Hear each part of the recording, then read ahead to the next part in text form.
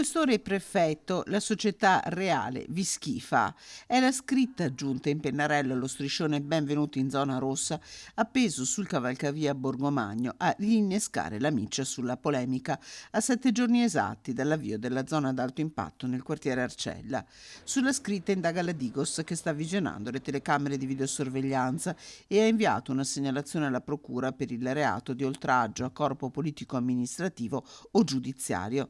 Nel frattempo le reazioni sono molteplici. Il sindaco Giordani non esita a scrivere in una nota diffusa alla stampa: chi ha scritto col pennarello "immagino nottetempo" quelle frasi dimostra che un vecchio detto è sempre attuale: la mamma degli stupidi è sempre incinta. Massimo rispetto e sostegno alle forze dell'ordine e a chi le rappresenta.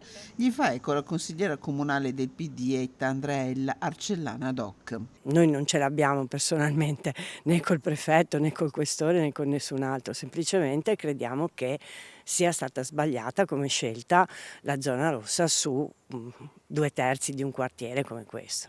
Segnare una zona rossa così grande significa mettere in crisi un quartiere che ha una popolazione molto varia, ovviamente lo sappiamo, però non riuscirà ad avere l'effetto che ha avuto in altre situazioni, ovvero davvero di risolvere situazioni di crisi, perché è troppo vasta. Diverse le prese di posizioni da destra. Il sottosegretario alla giustizia Andrea Ostellari, Lega, pungola il sindaco. Invece di criticare chi applica le leggi e difende la sicurezza dei cittadini, ora la sinistra chieda scusa.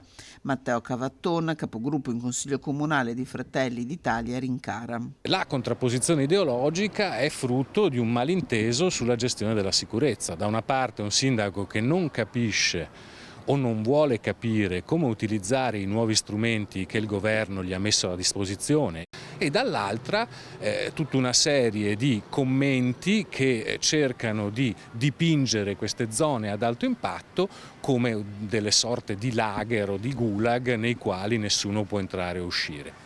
Tutto sbagliato. Nel frattempo continuano gli investimenti dell'amministrazione comunale all'Arcella, a partire dalle aree verdi come il Parco Milkovic. Ho disposto assolutamente di fare l'investimento previsto e accelerare al massimo. Sono fatti, non chiacchiere.